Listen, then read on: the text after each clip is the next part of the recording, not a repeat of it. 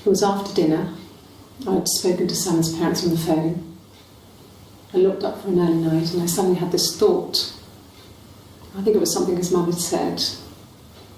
She'd been speaking about old stuff, sad stuff, about when we lived there, about the baby. There's some boxes in the cellar, nursery stuff we never needed, and I never had the heart to throw out. I suddenly remembered that when I'd looked down there the week before, those boxes, that pile was in the wrong place. I went cold all over. I went down there with a torch and went straight to the back, and that's when I saw the bin bags. Pulled them open, saw the body. I screamed, and that's when I called the police.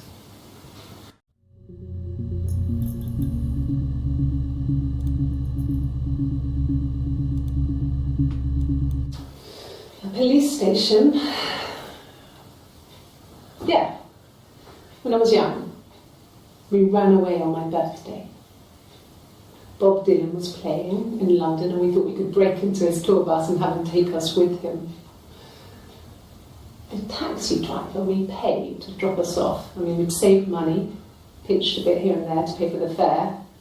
He was suspicious because we were so young, so he told the police. So they came and picked us up and took me back to Portsmouth. My mum picked me up from the station. But I blamed everything on my friend Eve, so my parents let me off.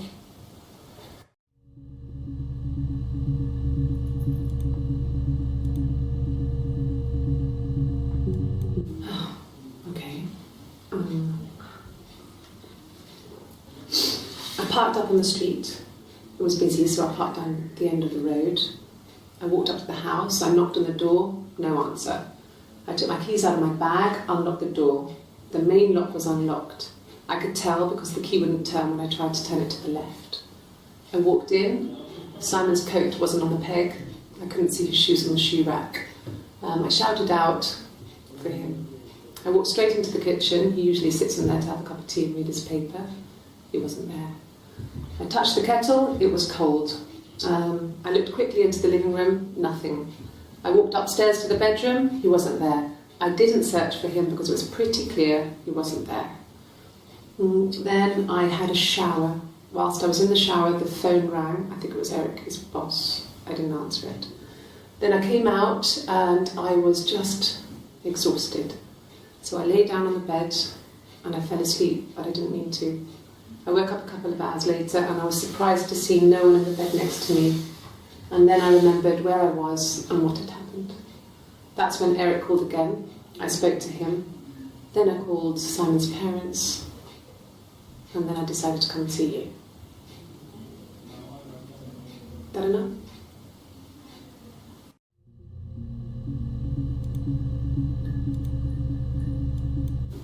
Yeah, we were 17.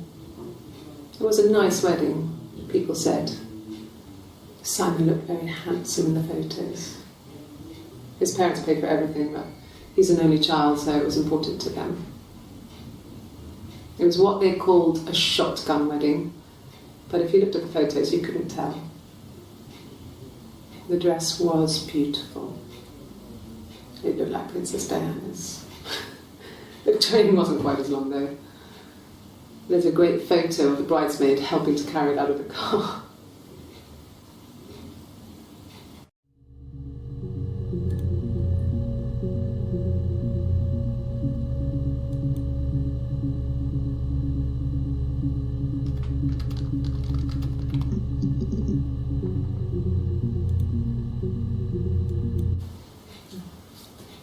It's Rapunzel. The story starts when she's born. Mother Gothel, a witch, takes Rapunzel from her parents and keeps her locked up in this tower. Rapunzel gets pregnant by the prince, and Mother Gothel is furious, so she cuts off her hair and throws it. Actually, her hair's already short here, so that's already happened. So she throws her into the wilderness, and Rapunzel is reunited with the prince, who's blind. But she kills him with her tears, and so it's a happy ending. Is that too much?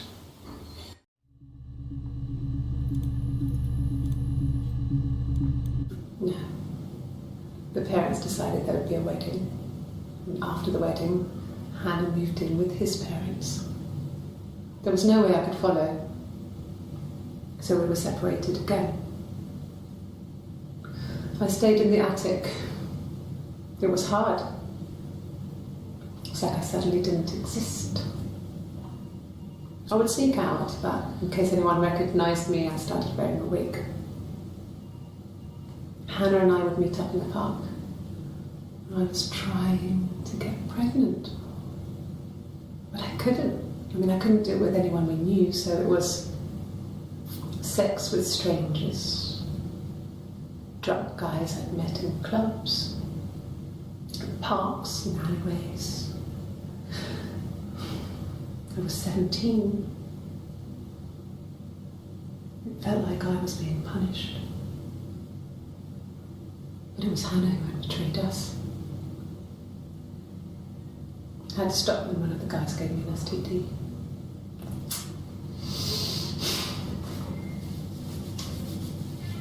When we met up, it was disturbing.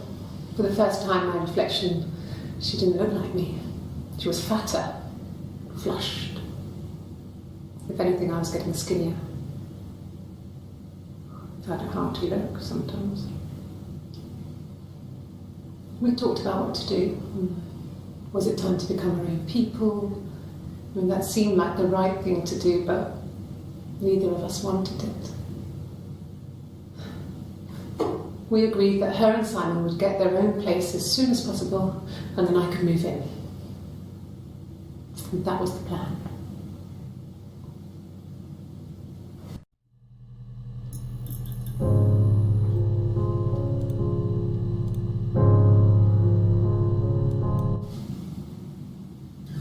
Hannah had a miscarriage. This was late in the pregnancy, and it left her infertile. Felt like the universe had corrected its course. We were aligned again. But Hannah and Simon were still living with his parents. They were married. Simon had a job at the Glaziers now. Derek had given him a full-time position after he left school. And then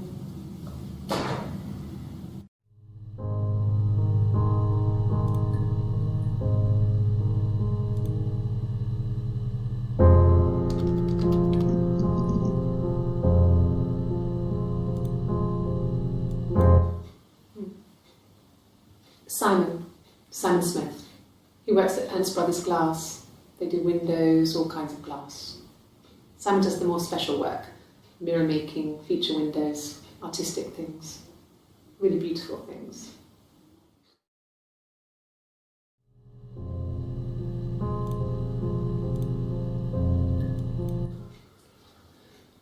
Simon is 6 foot, darkish blonde hair, average build. He's clean shaven. If his beard grows, it goes ginger, so he shaves it. Not that there's anything wrong with ginger hair. I bought a photo. They said a spring photo. This was taken last year on holiday in Rome. It's the best one I have.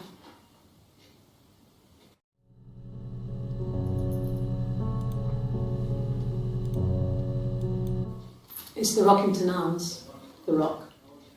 It's run by a nice couple, Peter and Susan. There's some other regulars there that Simon likes to drink with, and the barmaid they're having sometimes, Helen. Peter said Simon had been in and had a few drinks.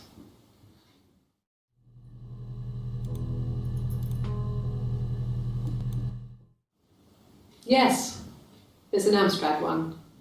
No one uses it for very much. There's a printer so you can write letters on it. Simon sometimes plays games, climb the tower, save the princess, that kind of thing.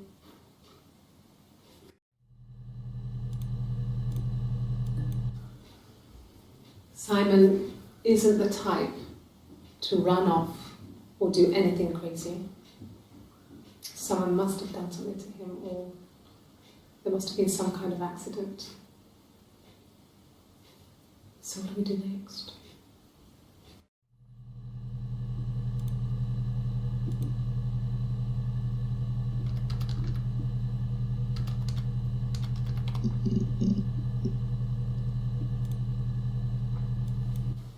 He was wearing a shirt, it's a blue turtleneck shirt and jeans.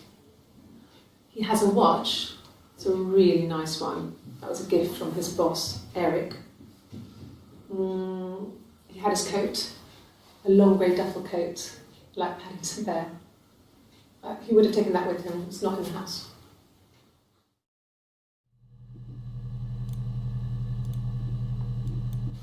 Yes, there's a car that we share, a Cavalier, and a van he uses for work. It's owned by Eric, but we look after it. Both of them are there now, parked on the street. I'm not sure about the keys for the van. I can look for you when I get back.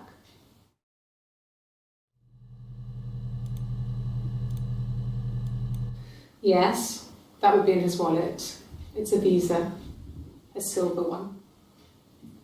He doesn't like to spend money he doesn't have, so he usually pays with cash, but Eric convinced him to get one.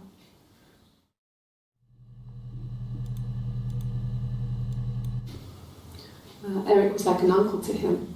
They were pretty close. They spend a lot of time with each other, especially when they have to go to conferences. Have you met his wife, Diane?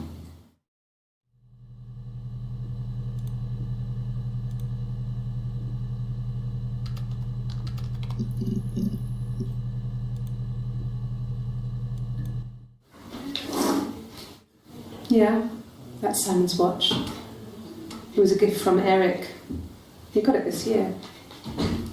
It was a wedding anniversary gift. Steel.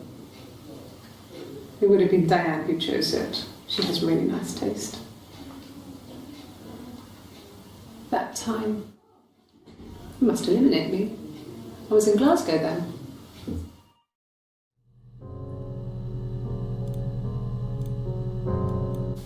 Not really.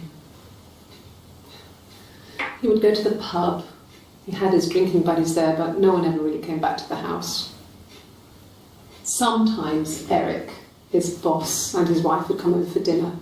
That would be us returning the favour. Diane is a really good cook, into her trendy ingredients. And the last time Simon cooked something off MasterChef, he got the recipe off Ceefax.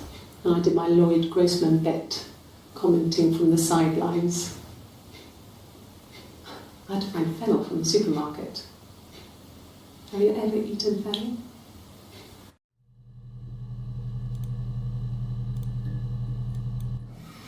Simon and Eric arguing? No, I can't imagine they'd be arguing. And they get on so well. Unless it was something to do with work. Maybe Simon was being too much of a perfectionist. But I don't know. You should ask Diane.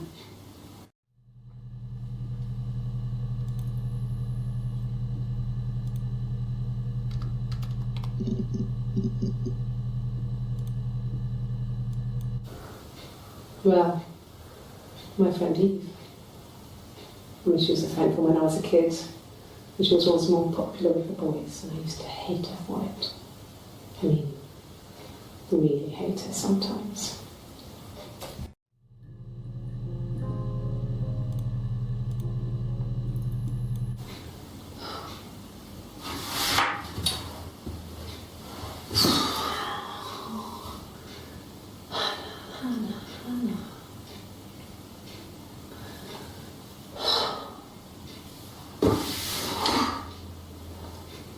What are you doing talking about Eve?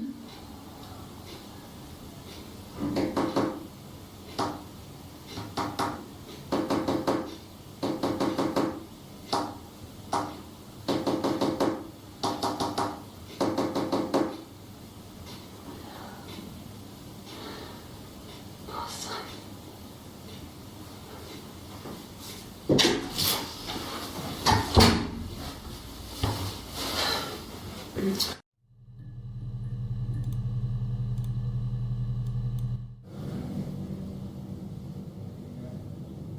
mother called me Eve.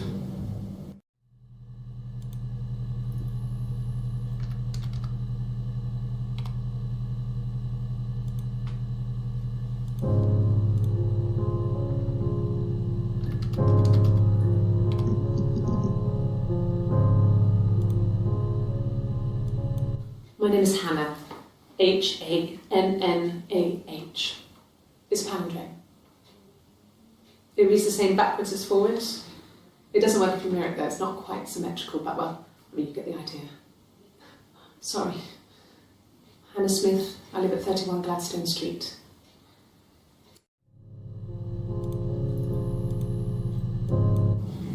Yes, my name is Hannah Smith.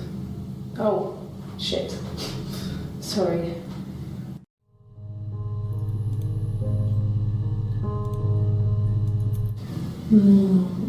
She recognised me from the window.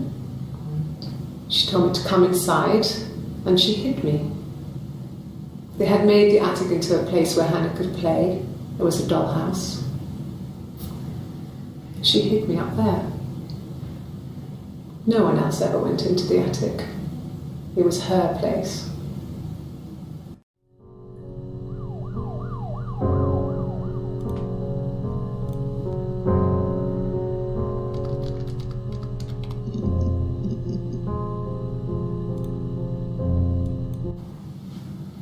Florence took me home with her. Mother hadn't been expecting twins and had a healthy baby. I guess she was just happy for Florence to clean up. Take away the evidence that this was anything but a happy occasion.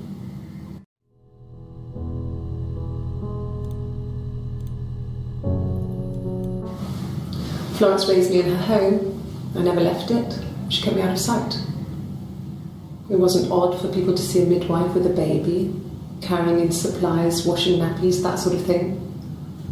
I never knew any different.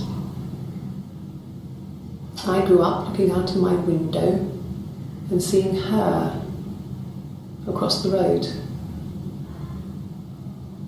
I thought it was like a reflection in the mirror. She was me.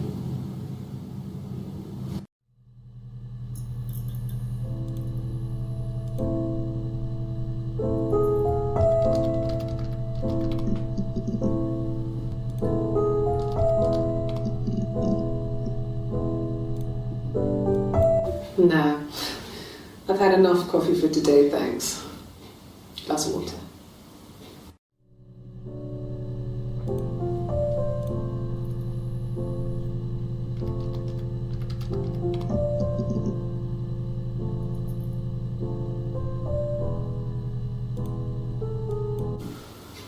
In the bedroom.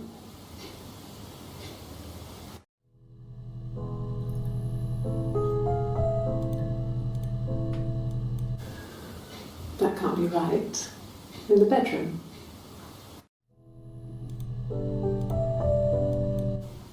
Okay.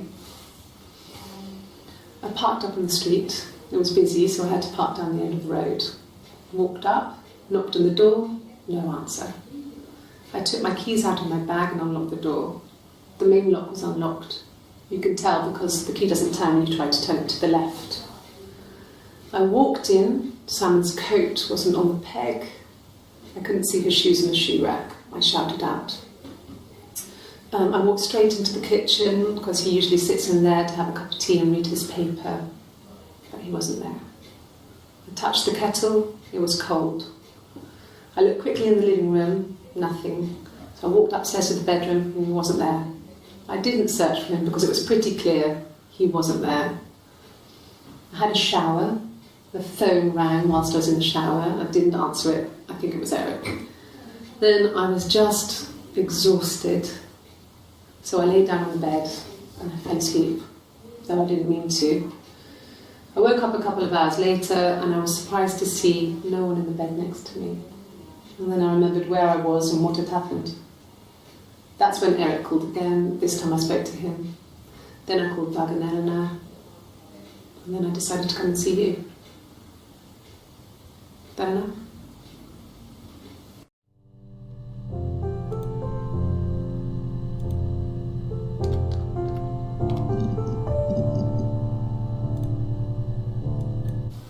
Really? You're going to ask me about my sex life? I mean, isn't that private?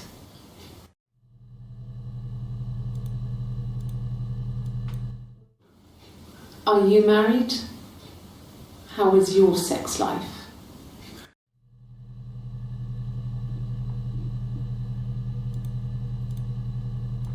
No! You're talking to the wrong person if you think I'm some kind of slut. If you think I'm the kind of person that would have had sex with all those guys.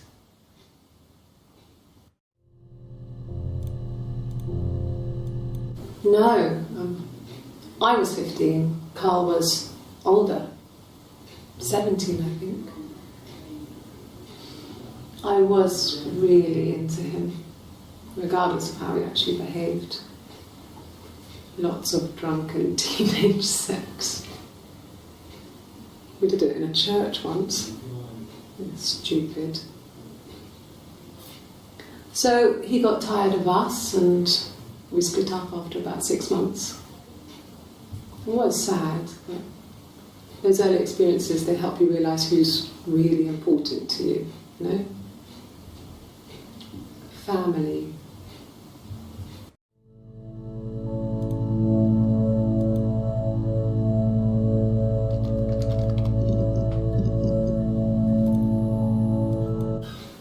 I would have been a good mother. I was young, but I would have been a good mother. She was a girl, by the way, the baby. We were going to call her Sarah. Simon wanted to call her Ava after his nana, but I didn't want her to have a symmetrical name.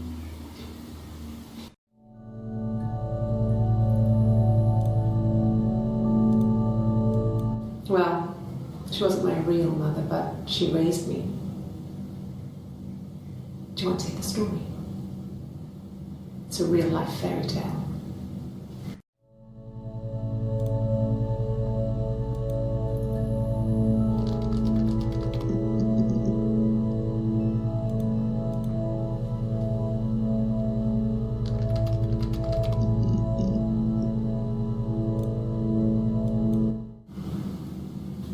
Mother wanted me to grow my hair long, but I kept cutting it myself. I wanted to look like my reflection. She always had short hair when she was little. Mother would hide the scissors, but I would find a way. Cut it with a bread knife, something like that. My reflection would always leave her house and go on adventures, but I never could. Mother taught me at home, and I had books and TV.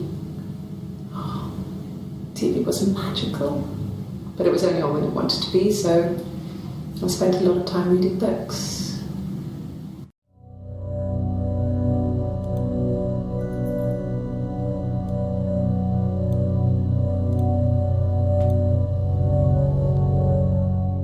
Ihr Lieben. Ja, da man mir gesagt hat, dass die Youtube-Übersetzung völlig ausreichend ist, ja, dachte ich mir, ich nutze einen Teil der Zeit, die ich aufgewendet hätte, um dieses Video zu bearbeiten und verwende es für ein bisschen Gequatsche, denn das geht ein bisschen schneller als 271 Videos Wort für Wort zu übersetzen. An dieser Stelle möchte ich dann auch nochmal erwähnen, dass ich dieses Spiel bereits komplett durchgespielt habe und auch alle Erfolge, also 13 an der Zahl, erledigt habe.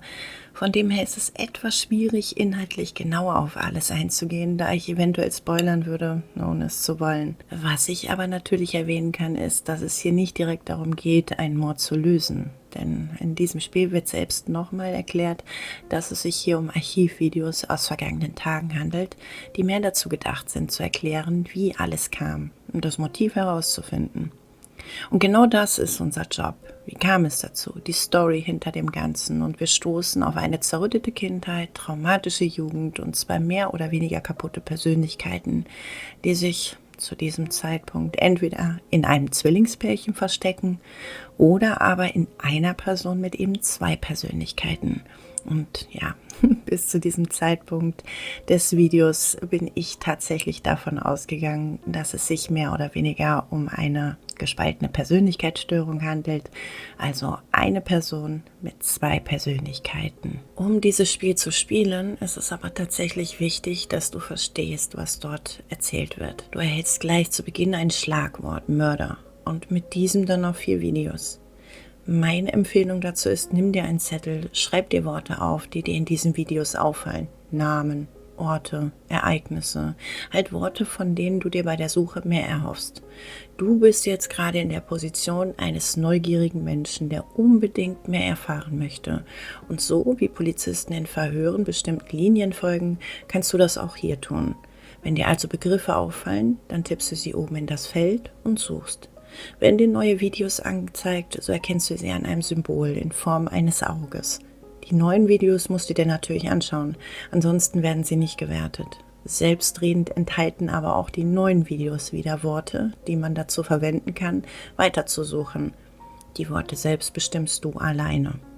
Und so setzt sich die Suche fast endlos fort, bis man am Ende alle Videos einmal gesehen hat. Was die Erfolge angeht, so erledigen sich die meisten selbst, wenn man die Videos alle anschaut.